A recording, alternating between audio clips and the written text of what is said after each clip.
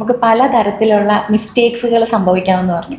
അപ്പോൾ അങ്ങനെയുള്ള മിസ്റ്റേക്സിനെ ഒഴിവാക്കാനായിട്ട് ഇഗ്ലു എന്ത് തരം സർവീസുകളാണ് പ്രൊവൈഡ് ചെയ്യുന്നത്? ഇപ്പം നമ്മളൊരു കസ്റ്റമർ വീട് വെക്കുമ്പോൾ പ്രധാനമായിട്ടും പറ്റുന്ന ഒരു മിസ്റ്റേക്കാണ് ഇവർക്ക് ടൈം കീപ്പ് ചെയ്യാൻ പറ്റില്ല. ഓക്കെ, നമ്മളൊരു ടൈം ഫ്രെയിമിലായിരിക്കുമല്ലോ ഒരു വീട് പണി കംപ്ലീറ്റ് ചെയ്യണം എന്ന് പല കസ്റ്റമേഴ്സും വിചാരിക്കുക.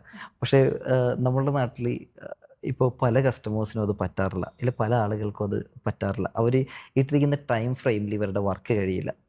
ഓക്കെ, ഇത് നല്ലൊരു മിസ്റ്റേക്ക് തന്നെയാണ് നമുക്ക് ഇതിനുള്ളിൽ നടക്കുന്നത്. കാരണം എന്താണെന്ന് പറഞ്ഞിട്ടുണ്ടെങ്കിൽ ഈ ടൈം നീണ്ടു പോകും തോറും നമ്മളുടെ എക്സ്പെൻസും കൂടുതലായിട്ട് വരും. ഓക്കെ, അപ്പോൾ ഇതിനകത്ത് ടൈമിങ് വളരെ ഇമ്പോർട്ടൻ്റ് ആയിട്ടുള്ള കാര്യമാണ്. അപ്പോൾ ടൈമിങ് എങ്ങനെ നമ്മളുടെ പ്രോപ്പറായിട്ട് അത് മാനേജ് ചെയ്യുക, എങ്ങനെ ഞാനൊരു ടൈം വളരെ ഈസി ആയിട്ട് നമുക്ക് കുറേ അധികം ടൈം സേവ് ചെയ്യുന്ന ഒരു എക്സാമ്പിൾ പറയാം. ഇപ്പോൾ ഒരു കസ്റ്റമർ ഒരു ഇൻറ്റീരിയർ കമ്പനീനെ അപ്രോച്ച് ചെയ്യുകയാണ്. ഏതെങ്കിലും പ്രൊഡക്ഷൻ എടുക്കുന്ന ഒരു ഇൻറ്റീരിയർ കമ്പനീനെ ഒരു കസ്റ്റമർ അപ്രോച്ച് ചെയ്യുകയാണെന്ന് വിചാരിച്ചോളൂ. ഓക്കെ, ഇങ്ങനെ അപ്രോച്ച് ചെയ്യുമ്പോൾ നമുക്ക് ബേസിക്കലി കസ്റ്റമർക്കൊരു ബഡ്ജറ്റ് ഉണ്ടാവും.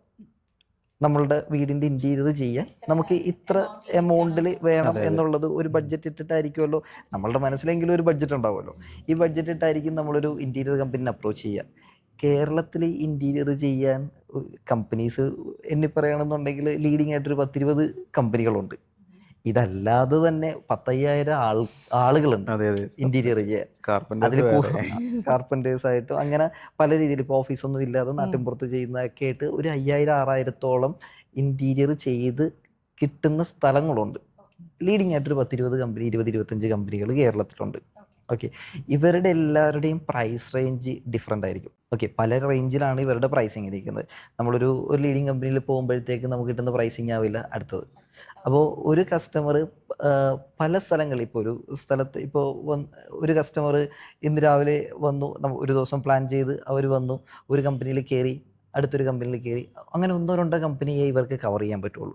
കവർ ചെയ്ത് ഒരു വീട്ടിൽ ചെന്ന് ഇവരുടെ പ്ലാനിങ് കാര്യങ്ങളെല്ലാം ഷെയർ ചെയ്യും. ഇല്ലെങ്കിൽ കമ്പനിയുടെ ആളുകൾ വന്ന് മെഷർമെൻ്റ് എടുക്കും. മെഷർമെൻ്റ് എടുത്ത് ഇതിൻ്റെ ഒരു എസ്റ്റിമേഷൻ കിട്ടാൻ ചിലവർ പിറ്റേന്ന് തന്നെ കൊടുക്കും, ചിലർ 2-3 ദിവസം സമയം എടുക്കും. അപ്പോൾ ഇതൊരാഴ്ചത്തോളം പ്രോസസ്സാണ്. ഇത് കിട്ടിക്കഴിയുമ്പോഴാണ് നമുക്കിത് മനസ്സിലാവുന്നത് ബേസിക്കലി നമ്മളുടെ ബഡ്ജറ്റിൽ ഒതുങ്ങുന്ന കമ്പനികൾ ഏതൊക്കെയാണ് എന്നുള്ളത്. ഇപ്പം നമ്മുടെ ബഡ്ജറ്റിലുള്ളതല്ല ഇതൊന്നുമെങ്കിലും നമ്മളുടെ ഒരു 1 വീക്ക് പോയി. ഇല്ലെങ്കിൽ നിങ്ങളൊരു ഇപ്പോൾ ഒരു കസ്റ്റമർ ഒരു ഇൻറ്റീരിയർ കമ്പനീനെ സെലക്ട് ചെയ്യാൻ മിനിമം ഒരു 20-25 ഡേയ്സ് എടുക്കും. അതിൻ്റെ പ്രധാന റീസൺ ഇതാണ്. ഇപ്പോൾ ഞങ്ങൾ കൊടുക്കുന്നൊരു സർവീസ് നമ്മളിത് കാറ്റഗറൈസ് ചെയ്തിട്ടുണ്ട്. ഇപ്പോൾ പല കമ്പനീസിനൊക്കെ കാറ്റഗറൈസ് ചെയ്തിട്ടുണ്ട്. അതേപോലെ തന്നെ ഇൻഡിപെൻഡൻ്റ് ആയിട്ട് നിൽക്കുന്ന ആളുകളെല്ലാം നമ്മൾ കാറ്റഗറൈസ് ചെയ്ത് വെച്ചിരിക്കുക.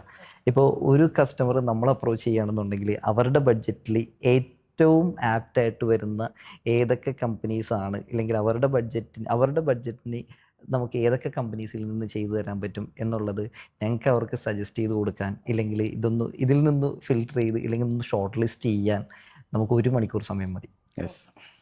ഒരു കസ്റ്റമർ ഡയറക്റ്റ്ലി പോയി ഇത് ചെയ്യുമ്പോൾ 20 ദിവസം സമയം എടുക്കുന്ന ഒരു പ്രോസസ്സ് നമ്മളുടെ അടുത്ത് വന്ന് നമ്മൾ അതിനൊരു സർവീസ് കൊടുക്കുന്നത് ഇത് 1 മണിക്കൂർ കൊണ്ട് നമുക്കിത് അവരുടെ ബഡ്ജറ്റിന് പറ്റുന്ന ആരൊക്കെയാണെന്നുള്ളത് ഇങ്ങനെ ഒന്ന് കാറ്റഗറൈസ് ചെയ്ത് ഷോർട്ട് ലിസ്റ്റ് ചെയ്യാൻ പറ്റും. ഇത് നമ്മൾ കൊടുക്കുന്ന ഒരു സർവീസാണ് ടൈമിംഗ്.